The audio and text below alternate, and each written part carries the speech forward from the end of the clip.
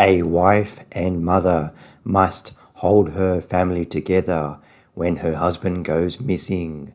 Here's my review of I'm Still Here. The military dictatorship government in Brazil lasted from 1964 until 1985. In the early 1970s in Brazil, we meet upper middle class couple Rubens, played by Sultan Melo, and Eunice, played by Fernanda Torres. They have 5 children altogether, 2 older teenage girls and 3 younger children, 1 son and 2 daughters. They live in a house by the beach in Rio, but this house is getting a little bit too small for 7 children or 7 people, so the family have decided to build a house, a bigger house, so the children can each have their own room. Rubens is a former congressman in the Brazilian government in the 1960s, and he's busy with overseeing the construction of their new house and also secretly meeting former colleagues and friends from his time in the government.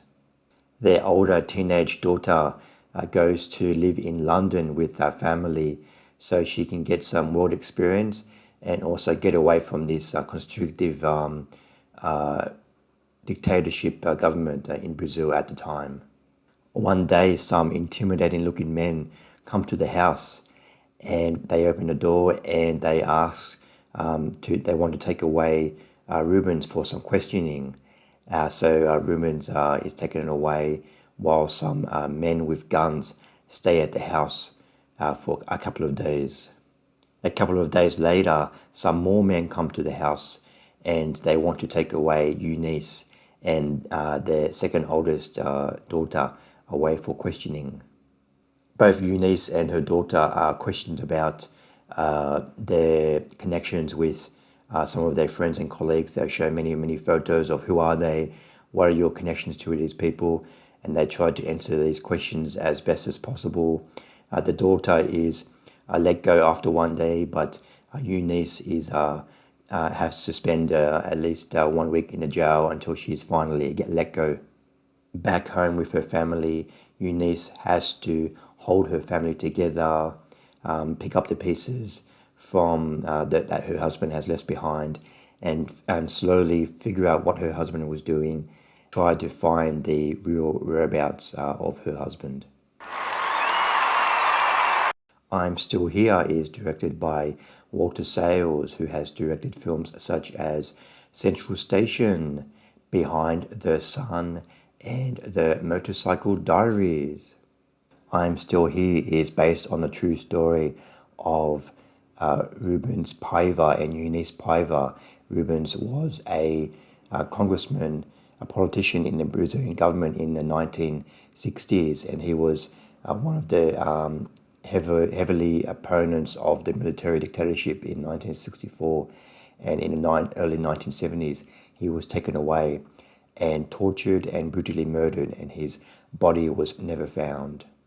After coming to terms with the death or probable death of her husband, Eunice Paiva, she went on to study at college and become a lawyer and an activist, one of the leading activists in Brazil, and helping other people who had missing family members during the dictatorship, and also a leading activist in Brazil, particularly with indigenous people. I'm Still Here has quite an unusual and unique narrative style that while you're watching it, you don't really see it, but it gives the film its emotional core. The film spends about the first 20 or 30 minutes of the film of just Rubens and Eunice spending time with their family. They live on the beach, they have dinner together, lunch together, they interact with each other, they spend time together, they have many friends over and have parties, and just a very loving environment.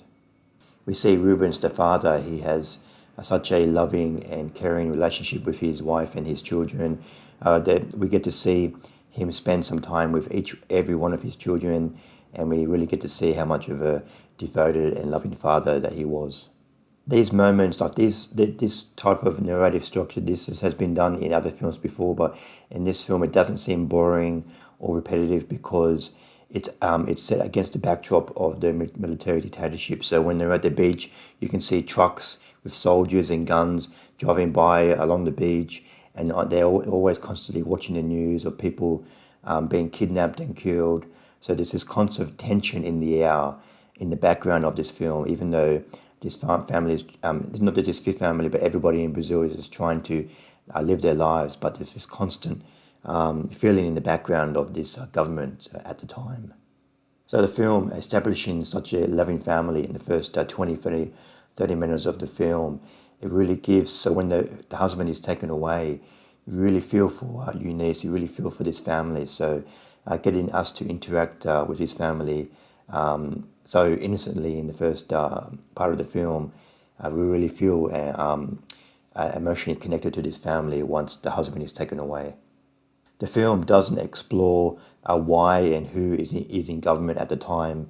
It doesn't really explore that part of it. It just focuses on the effects on the family and how each family, not just this family, but everybody in Brazil is trying to deal with this situation. The decision to, when Eunice is finally let out of jail after 1 week, and when she finally discovers the truth about her husband when he is killed, most likely killed, the way she is so reserved and she doesn't give away any details, she doesn't go on any emotional outbursts, she just holds it together for her family. The way it's not explored in a cliched or predictable way. It's very surprising, very mature. I really like the way these emotional events were handled in this film. And the decision to put not just one but two epilogues at the end of the film. So the film is set mostly in the 1970s, but there's also two epilogues at the end of the film. One set in the mid 1990s, once they discover, once the government is releasing more details about the military dictatorship. Eunice, she finally gets the death certificate of her husband, and so the film is set during the 1990s for a short time, and also the film has another epilogue of when Eunice is in her last days, as she has Alzheimer's disease. She's in a wheelchair, but she spends time with her family. She's still kind of aware of what's happening, but she doesn't really talk or do much. I think these scenes, when I was watching them, I was thinking maybe this film has too many endings, but I think it was important to show the effects of this government even after it's been finished, after it's been disbanded, the effects of Eunice's husband disappearing on her, even in the 1990s, how it affects her life, her career, and everything, her family, and even when she is old and has Alzheimer's disease, you can still see it in her eyes. It still affects her. When she watches TV, she watches the news, you can see people still talking about her husband. So I think it was important to show these epilogue scenes just to show the impact of this government and her husband going missing on her later in her life. Fernanda Torres in the lead role, she's fantastic. She really has to, it's not a showy performance, she has to remain subdued for a lot of the film. She doesn't get really any of those big Oscar moments, but she has to hold it together for her family, and she really gives a fantastic, magnetic performance in the lead role. I give I'm Still Here 4 stars out of 5. I'm Still Here is an engaging, heartbreaking, inspiring story of a woman who has to hold it together for her family, even going through like unmentionable heartbreak in her life. And it's such an inspiring, I definitely recommend checking out I Am Still Here. Thanks for watching. What did you think of I'm Still Here? Please comment below what you thought of the film. Thanks for watching. Bye.